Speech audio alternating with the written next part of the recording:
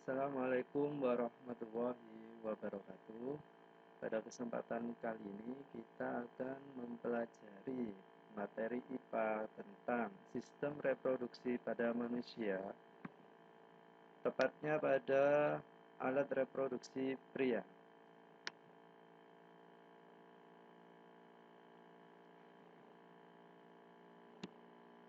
Oke, perlu diketahui bahwa materi alat reproduksi pria ini akan dimunculkan dalam ujian nasional, tepatnya satu soal pada ujian nasional.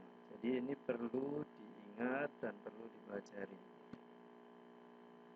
Kalian pasti bertanya-tanya, apa sih manfaat mempelajari alat reproduksi pria? Ini sangat penting ya, karena kalian nanti akan mampu memahami struktur, anatomi, proses-proses fisiologi dan fungsional, sehingga nanti kalian bisa menjaga dan tercapai kesehatan yang prima. Alat reproduksi pria ini dibagi menjadi dua. Yang pertama, alat reproduksi pria eksternal atau bagian luar. Jadi terdiri dari dua bagian ya. Bagian luar eksternal terdiri atas skrotum dan penis, sedangkan alat reproduksi bagian internal atau dalam ini terdiri atas gonad, testis, kelenjar aksesoris, tubulus atau saluran.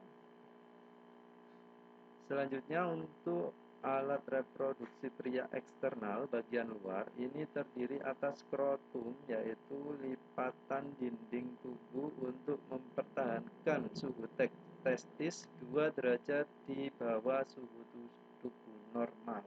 Artinya skrotum ini dia berfungsi agar menjaga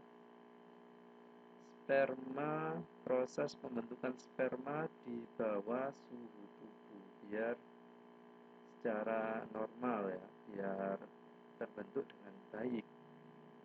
Selanjutnya yaitu bagian penis, ini terdiri atas jaringan erektil, di mana jaringan erektil ini dia terlibat dalam proses kopulasi, yang dimana proses penghantaran sel spermatozoa ke dalam tubuh wanita. Selanjutnya pada penis ini di dalamnya terdapat uretra, yaitu saluran muara terakhir dalam proses reproduksi.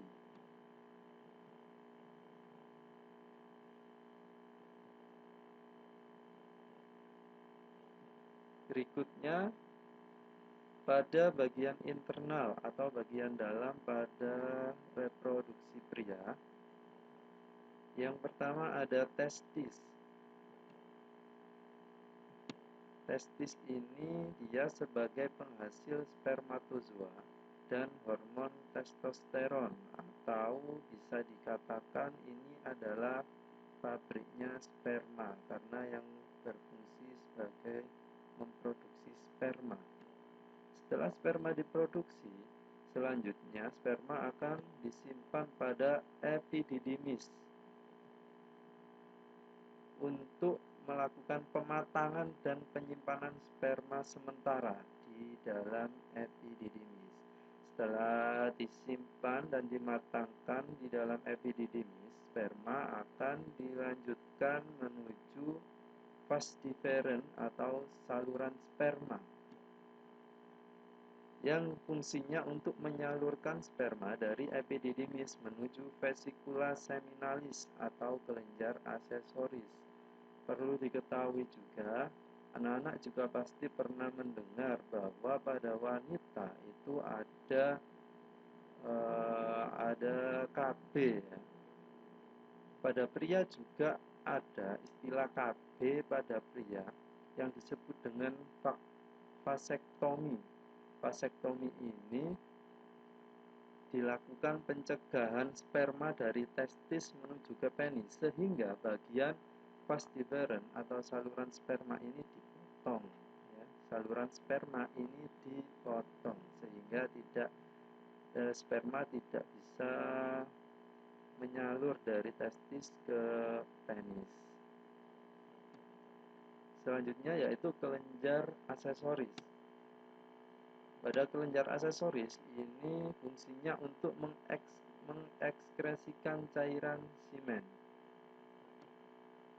Pada kelenjar ini terdapat 3 bagian: vesicula seminalis, prostat, bulbouretral atau Cooper, di mana pada vesicula seminalis ini jumlahnya 60% lebih cairan semen yang dihasilkan dari seluruh cairan yang akan dihasilkan oleh kelenjar aksesoris, di mana cairannya ini dia bersifat kental, kekuningan, basah, mukus atau lendir, dan pada cairan ini kaya akan fruktosa, enzim penggumpal, asam askorbat, prostaglandin. Yang kedua, prostat. Ini cairannya bersifat encer, enzim anti gumpal dan sitrat. Terdapat banyak enzim anti gumpal dan sitrat. Selanjutnya, bulbouretral atau Cooper di sini menghasilkan cairan semen yang jernih, dan dia berfungsi untuk netralisasi urin yang asam. Jadi dia bisa menetralkan sisa-sisa urin yang bersifat asam yang bisa mengancam kehidupan sperma. Selanjutnya yaitu saluran uretra. Saluran pengeluaran bersama yang berasal dari sistem ekskresi dan sistem reproduksi. Ini adalah saluran terakhir yang dilalui oleh sperma pada organ internal.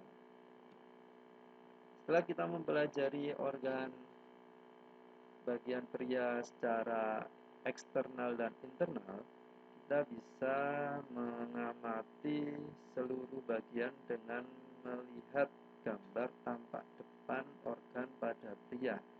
Di sini pada organ eksternal yang sudah kita bahas itu adalah ada pada bagian skrotum dan bagian penis, ya. Skrotum dan penis ini adalah bagian eksternal pada organ pria. Sisanya semuanya ini ada testis, epididymis, vas deferens, kelenjar prostat, kantong kemih, vesikula, kelenjar Cooper, uretra, epididymis. Ini semua adalah organ internal. Di awal kita sudah membahas bahwa pada reproduksi pria ini khususnya akan keluar satu soal, ya. Ini akan ada salah satu contoh soal yang diperoleh pada soal ujian nasional tahun 2016, mengamati gambar pada alat reproduksi pria, hubungan yang tepat antara organ dan fungsi organ pada tanda X adalah, jadi kita diharapkan untuk memahami organ pada tanda X, ini bagian organ apa, dan mencari fungsinya. Untuk jawaban soal ini yang tepat adalah organ X itu adalah bagian apa, anak-anak? Ya, bagian vas deferens, di mana fungsinya sebagai atau untuk saluran sperma dari testis ke kantong sperma. Demikian pembelajaran tentang sistem reproduksi manusia, tepatnya pada alat reproduksi pria. Semoga bermanfaat. Wassalamualaikum warahmatullahi wabarakatuh.